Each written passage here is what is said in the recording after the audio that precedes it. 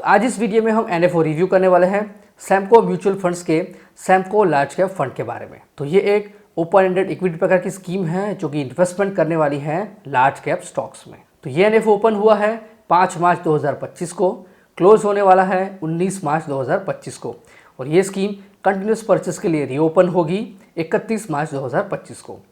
तो इस NFO period में इन्वेस्ट करने से आपको 10 रुपये एनएवी के हिसाब से यूनिट्स मिलेंगे। तो दोस्तों, इस एनएफओ रिव्यू की जानकारी अच्छे से समझने के लिए इस वीडियो को अंत तक देखना बेहद जरूरी है। अगर चैनल सब्सक्राइब नहीं की है तो चैनल को सब्सक्राइब करें और बेल आइकन प्रेस करना बिल्कुल ना भूलें। तो ये शुरू करते हैं। तो दोस्तों, सबसे पहले तो एक लार्ज कैप कैटेगरी का एनएफओ है, और लार्ज कैप कैटेगरी का मतलब है कि स्टॉक एक्सचेंज में लिस्टेड टॉप की 100 कंपनीज होती है लार्ज कैप। और ऐसी कंपनीज बहुत बड़ी होती है, वेल एस्टैब्लिश होती है, कई जनरेशन से उसका बिजनेस चालू होता है, मतलब कि भरोसेमंद कंपनी होती है। उनमें इन्वेस्ट करने से ज़्यादा रिस्क नहीं होता, वॉलेटिलिटी भी कम होती है और रिटर्न्स भी मिड कैप और स्मॉल कैप की कंपैरिजन में कम होते हैं। तो अभी लार्ज कैप में इन्वेस्टमेंट क्यों करना चाहिए? तो इसकी खास वजह है अभी चल रहा मार्केट करेक्शन। अभी जो मार्केट करेक्शन है उसकी वजह है फॉरेन इन्वेस्टर्स, यानी कि FIIs, मतलब कि फॉरेन इंस्टीट्यूशनल इन्वेस्टर।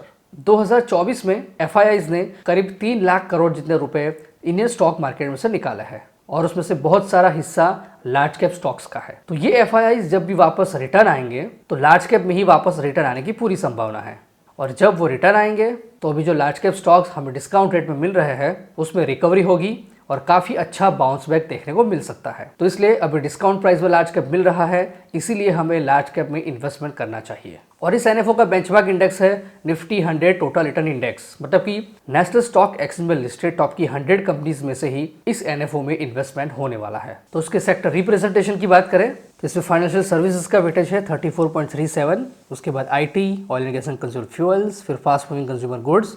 इस तरह से यहाँ पर पूरे जो भी सेक्टर्स इंक्लूड है उसका और उसके वेटेज की जानकारी यहाँ पर दी है। अब हम जानकारी लेंगे इस इंडेक्स के टॉप 10 स्टॉक्स और उसके वेटेज के बारे में। तो यहाँ पर टॉप पर है HDFC बैंक लिमिटेड 11.01%, फिर ICICI बैंक लिमिटेड 7.10%, उसी तरह से Reliance Industries, Infosys, Bharti Airtel, L&T, ITC, Tata Consultancy Services, Axis Bank and Kotak Mahindra Bank. तो ये है इस इंडेक्स के टॉप 10 स्टॉक्स और उसके वेटेज के बारे में।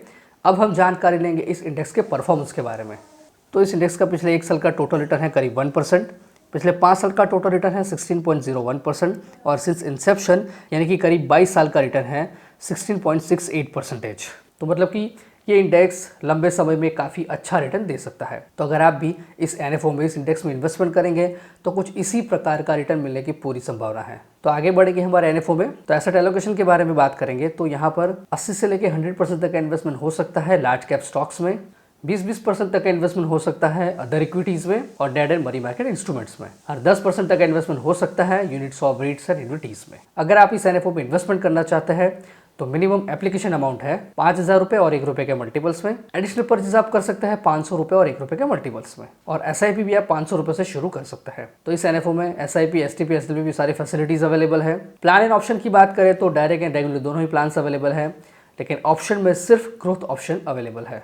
एग्जिट लोड की बात करें तो यूनिट अलॉटमेंट से 1 साल के अंदर अगर 10% यूनिट को रिडम्पशन या स्विच करते हैं तो कोई भी एग्जिट लोड एप्लीकेबल नहीं है। अगर 10% से ज़्यादा यूनिट्स को रिडम्पशन स्विच किया तो 1% का एग्जिट लोड एप्लीकेबल है, और 12 महीने के बाद कुछ भी रिडम्पशन स्विच करने पर कोई भी एग्जिट लोड एप्लीकेबल नहीं है। पर स्टैम्प ड्यूटी 0.005% एप्लीकेबल है। एक्सपेंस रेशियो में रेगुलर प्लान का शुरुआत का एक्सपेंस रेशियो रहेगा 2.25% तक। जैसे जैसे यूएम बढ़ता जाएगा एक्सपेंस रेशियो कम होता जाएगा। स्कीम का रिस्क है वेरी हाई, तो ये स्कीम 3 साल से ज़्यादा टाइम पीरियड के इन्वेस्टमेंट के लिए सूटेबल है। स्कीम का टैक्सेशन रहेगा इक्विटी, और स्कीम में कोई भी लॉक इन पीरियड एप्लीकेबल नहीं है। तो दोस्तों, ये थी जानकारी NFO review Samco large cap fund के बारे में। अगर आपको ये एनएफओ रिव्यू पसंद आया है, इस वीडियो को लाइक करें, कमेंट करें, शेयर करें। अगर अभी तक आपने चैनल को सब्सक्राइब नहीं किया है तो चैनल को सब्सक्राइब करें और बेल आइकन प्रेस करना बिल्कुल ना भूलें। Mutual fund investments are subject to market risks. Read all scheme related documents carefully.